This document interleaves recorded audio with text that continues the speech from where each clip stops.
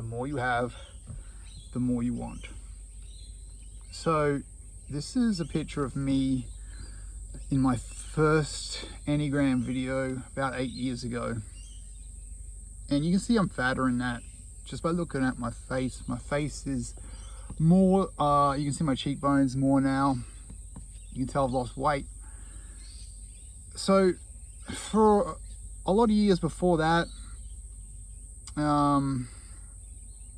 right through, so for many years, I've been dieting, trying many different diets. And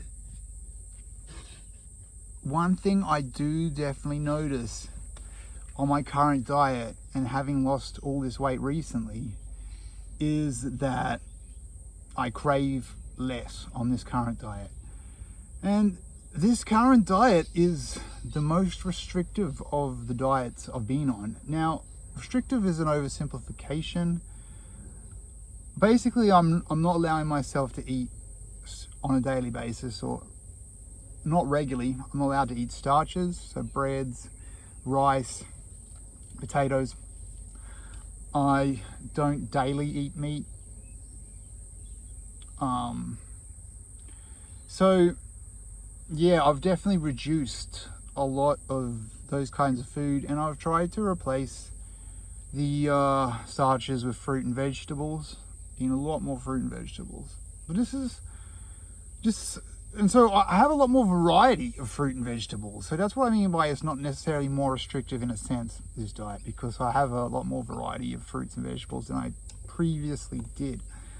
But in many senses, compared to what most people would regard as restrictive, they would say, oh, he eats much less now.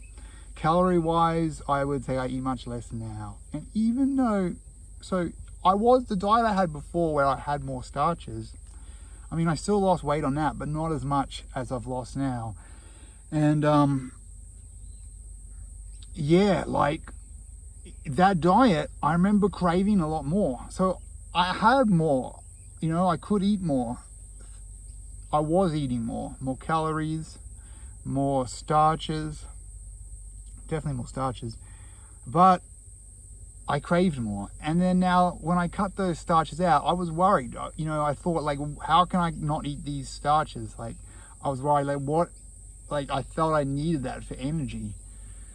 And how am I going to get through without eating these starches? I need it for the energy. That's right, that was my thinking. And I just thought, like, if it would be so restrictive to not have them, because I'd already cut down meat majorly, cut down fat majorly, cut down processed foods majorly. I'd cut all that down, and I was just like, and how could I take out, because I'd already been reducing the amount of starches, but then I decided to go like almost cold turkey, like just no starches at all. And I was like, you know, like it'll be like almost eating nothing. And I've done this diet now for quite a long time, over a year, I'd say, and I crave less on it, even though I was so afraid that I would like be just without almost on this diet, you know. So that's the thing, I have far less, but I want far less. That's really significant, you know. It's one of those, the more you have, the more you want sort of things. And I still have cravings now, but my cravings are nowhere near as strong as they were on my previous diet or any of the diets before that one. And this is what most people would consider the most restrictive diet, you know, in terms of calories. And that's what most people would see as the most significant part that would define a diet as restrictive, yet I crave far less on it. That's a really important principle, important lesson for life, I think. Anyway, it's February 2025. Thank you.